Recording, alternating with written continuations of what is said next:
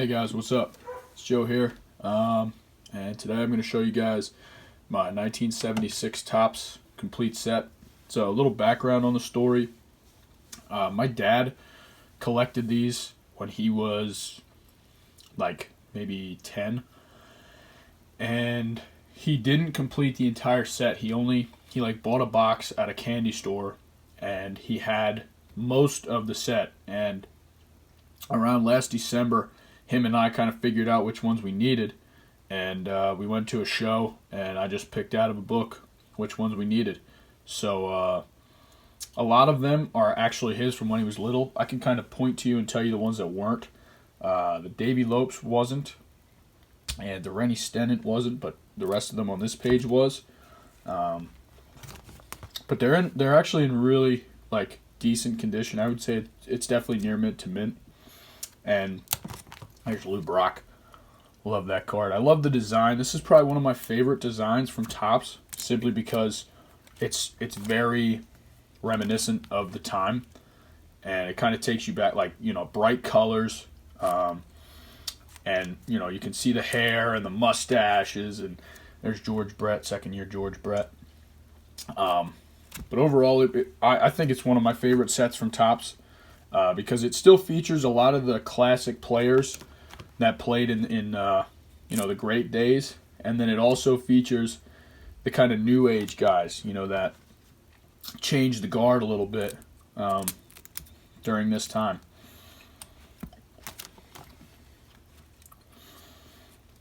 And I think the player icon in the lower left corner of each card, and the way that the designs show the names and the teams, I think that's absolute genius from Topps.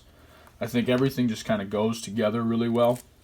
And I actually can't wait till Heritage gets to the 76 design in 4 years or 5 years or whatever. I think they're at 71 now. Oscar Gamble. He has a 76 traded card that is absolutely unbelievable looking.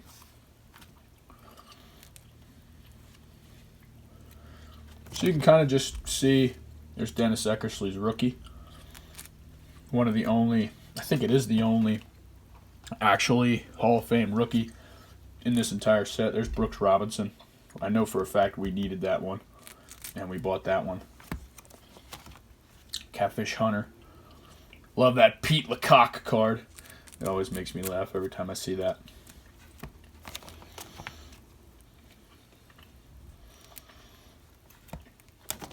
I just think it's interesting to look at them too, just because like I said, it's such a difference in from nowadays cards that I love looking at them. A question that I have for anybody that watches, you can see on the team card there, my dad's team cards, they have a white back like that, and I don't know what that means, because I've seen other team cards, and I'll show you when I get to one, that have the classic dark green backs, and I don't know if there's any significance to it, if it's a series difference or anything, but that just always kind of like I didn't really know what was going on there. So if anybody has the answer to that, and some are white, like this Astros is white. And then, like I said, a couple of them are still dark green. Dave Winfield. That's an early Dave Winfield. I gotta get going here. There's a lot of cards to get through. Goose Gossage.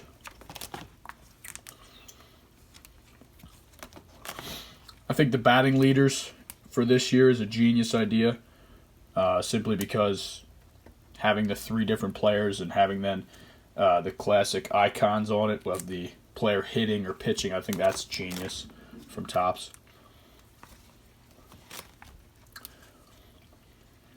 And this is complete. I have every card. Didn't take me long to complete, and it wasn't that expensive. I think in the end, whoop, almost dropped it there. I think in the end, favorite player of all time, Pete Rose. I probably paid like $150 for everything. So I didn't think that was bad for a complete set.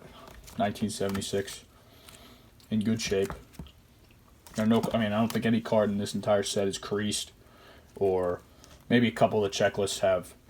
Like, I know these don't, but I think the team card checklists have a couple, like, little pencil marks, but other than that, it's not a big deal. I think the action shots are really nice in this series too.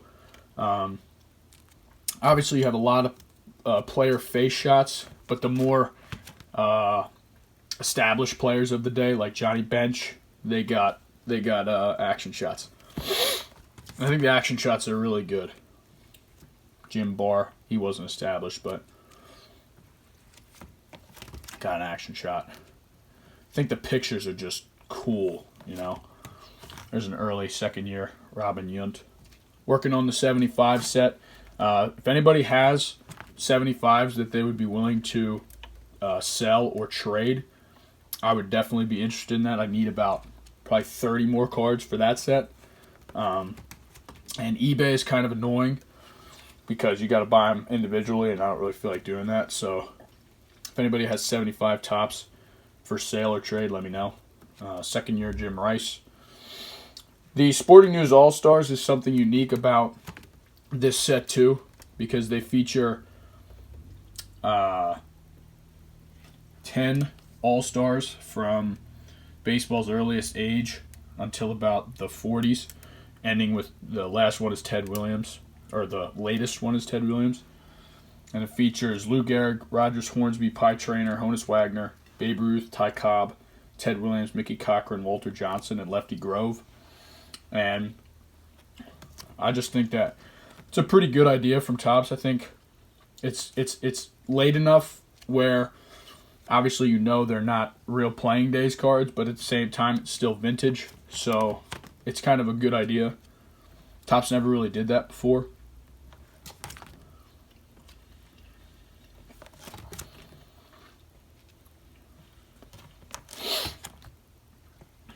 And then they use unique colorways, like for the White Sox, they'll use like a lime green and a red. And, for the checklist, they use a pink and an orange and a blue. I just think that's really, really genius from Topps. Rod Carew, Raleigh Fingers.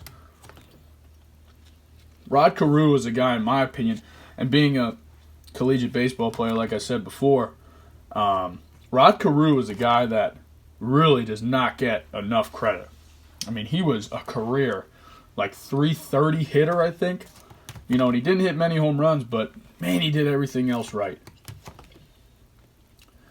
Jim Palmer. Love that action shot of Jim Palmer in those classic orange O's uniforms.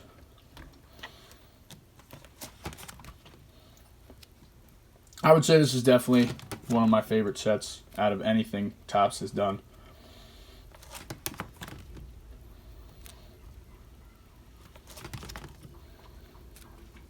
Mike Schmidt trying to lay a bunt down in his third year. It's a classic.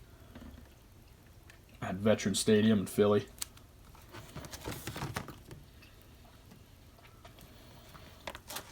Maybe you guys who are watching, you can comment and say your favorite sets. Reggie Jackson, Tim McCarver.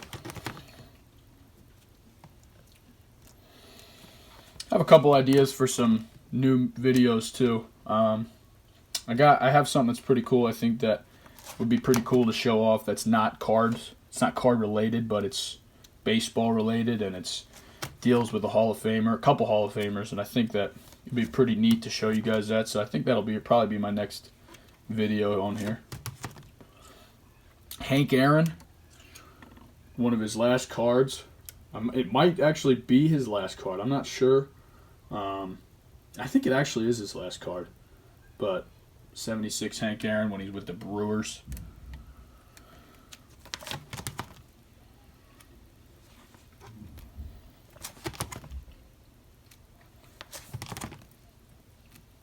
I still haven't found a team card that has the dark green back, but I know there are one.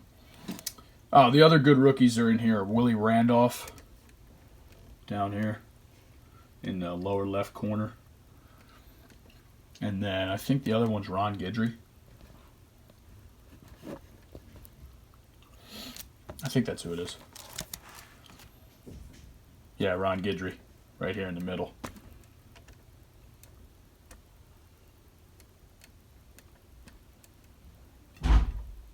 Tom Seaver.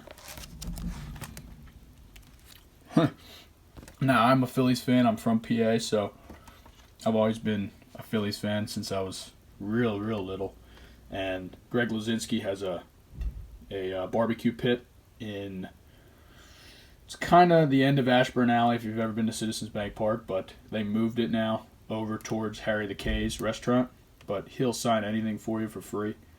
He's usually in a decent mood. Sometimes he's in a bad mood, but I got that card signed when I was real little. Maybe when I was like 6. He was kind of surprised I even knew who he was. But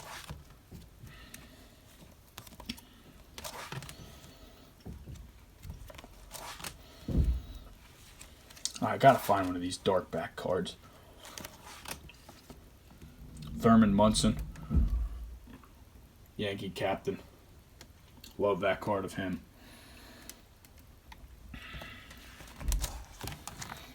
And then the last card is number 660, Dave Lopes. So, it's going to try to go back here real quick. Sorry. And just kind of look for one of those dark back cards, because I know there are dark back team. There's at least one dark back team card in here.